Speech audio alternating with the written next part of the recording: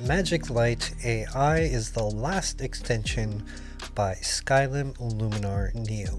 I'm also quite behind on updates, so I'm going to get you up to speed on the last update 1.5.1. Let's get to it. Now this extension will be released officially on December 15th. As always, this is a pre-release beta so that I could show it to you ahead of time. So anything you see here could change upon the time of release. Once you've installed it, you'll find it on the right in the Edit tab. Right under Super Sharp AI, you'll see Magic Lights AI. Simply click on that. And basically what this is, if you look at the lights here, I'm going to bring it to about halfway. As we look at the picture, you see the little light beams happening here. That's what the magic lights are. The options are pretty self-explanatory, but I'm going to go through them. Obviously, the amount is how much of the effect you want. So if I bring it all the way up, you see how strong it becomes. So I'll bring it down a little bit. The size is the circumference of the light. So if I bring that back down, you see it goes down. The beam width, if I bring it to the left, it becomes more narrow. Let me zoom in a bit more here. Or if I bring it to the right, it becomes thicker. The glow, pretty self-explanatory, how bright it glows. Clearness, I guess like the sharpness of the effect. So see how it's a little bit blurred out here, which is more natural looking, but you can sharpen it with clearness. There we go. Brightness, obviously how bright you want it to be. The number of beams. Now if I bring this all the way to the right, you see how many of the beams are coming through.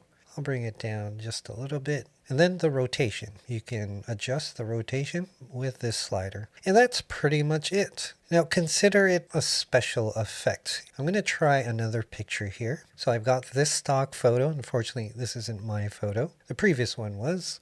But we'll go into magic lights here. We're going to bring the amount up and you see right away the effect takes place. Now if you really look closely, it has missed some of them. It doesn't apply to all, and unfortunately you can't control where the effect happens. There are workarounds, like you can dodge and burn this or bring the exposure up and then export it, bring it back in and apply the effect. It could work that way. I'll create another video on that for the sake of time. I think for the most part, it's a cool effect and very useful if you're into like night photography. You can have this effect on lights. Again, with the Christmas season coming up. Yeah, it's a fun effect. Now staying with the extensions, now that all the extensions have been announced, you'll be able to purchase the extensions separately. Single extensions will start at $49. If you decide to buy more, you can get a discounted cost as well. I'm going to put links in the description below that explains all of that. And I'll also have an additional 10% off for you should you decide to purchase it. You just have to use the coupon code in the description below. If it's not there, that means I'm still waiting for it, but I'll be sure to leave it.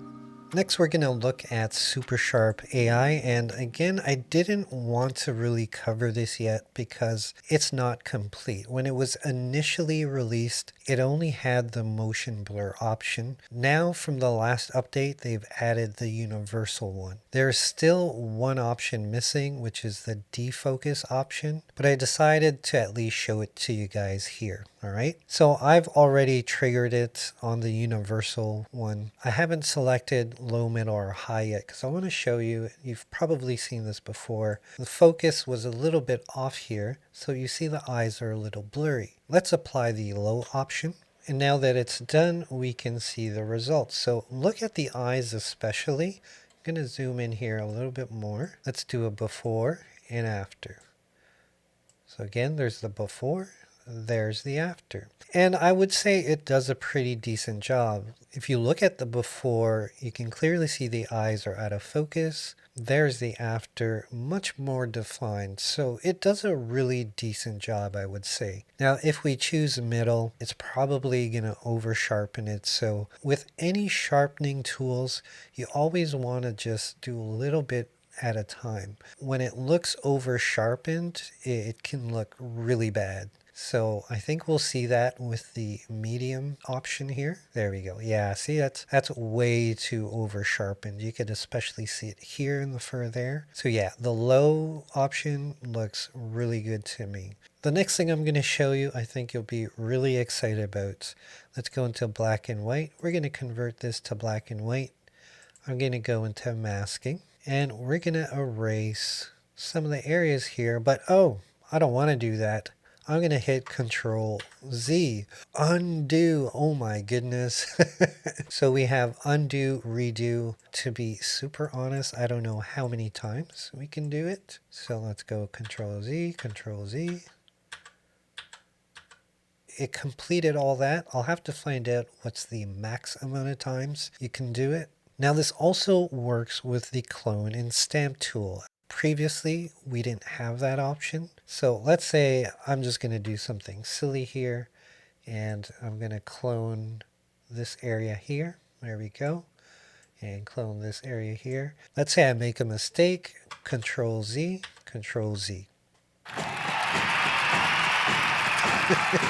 So as far as I know, anything you do with a brush, you can apply the undo and redo.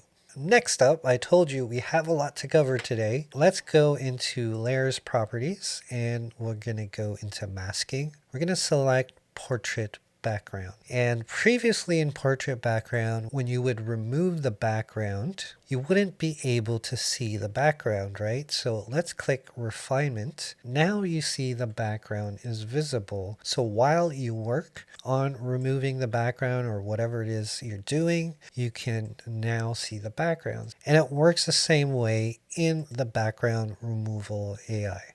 So if I click on remove here, and we click on refinement, you see the background is now visible. So that's a huge plus too. So there you have it, the new extension, Magic Light AI, an update to Super Sharp AI, although it's missing the defocus option, undo, redo, finally, and refinements in the portrait and background removal AI. You know, one of my favorite features of Luminar Neo is Relight AI. If it's something that you don't really use that much, I would encourage you to check it out, and I have a video right here that you can check out. For me, it's very useful and very powerful. As always, my friends, I appreciate you guys checking out the video. Hit that like button to support me. And yeah, until the next video, I'll see you when I see you.